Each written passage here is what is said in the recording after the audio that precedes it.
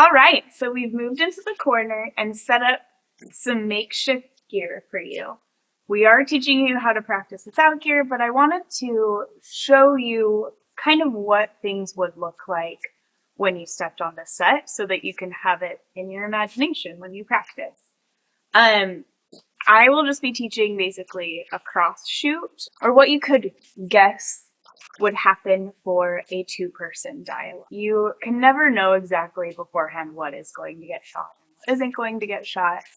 You can ask, it can be planned out. You can ask for storyboards sometimes, but things change on the day too. So nothing you practice is going to be absolutely concrete, but it is a great way to make sure that you know what you're going to be up against on the day so that when you get there, kind of no matter what shots happen, you'll feel prepared.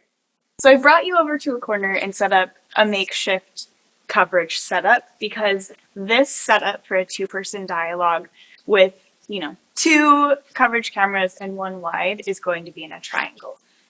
Everyone has a corner at home, so I just brought this into the corner so that you can imagine the cameras in a corner. Any corner in your home is going to work for you. Okay, so for the setup, you would have a wide here. You would have your own camera, your own coverage camera here in front of you, and then your partner's coverage camera would be behind you. All of the coverage, unless it's a very artistic decision, is going to be shot from the same side of the 180-degree line as the wide. So your coverage cameras will be on the camera side from wherever you and your partners are standing.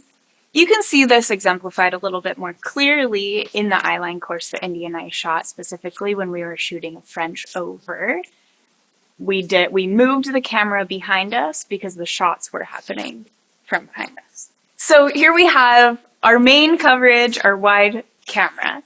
And then also these C-stands here are standing in for other camera bodies because we don't have three. We have this C-stand would be my own coverage camera.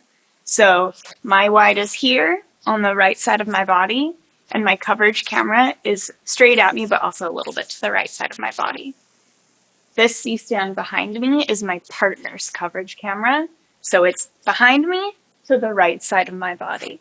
My whole goal is to keep my face opened up to the wide a little bit, unless it depends. If the director tells me they don't want that, I listen to them. And then also for my coverage camera, I want my face pointed directly at my coverage camera, even though my partner is going to be a little bit to the side of it. My face points at my coverage camera. My eyes only point at my scene partner. It depends, but that is a good rule of thumb unless you're told otherwise. I'm standing here, and this is good for understanding where I would be on my own, but this is a two-person scene. So I'm going to ask Indy to come in.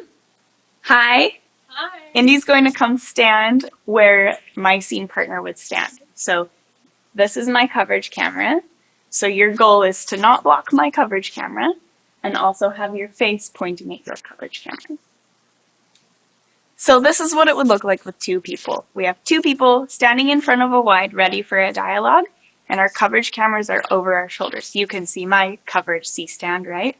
Yeah. I can see your coverage C-stand. Great. All right. So now that we have showed you what it would look like with gear and fake gear, we're going to take the gear out of the corner and show you what I do at home to practice getting ready for coverage.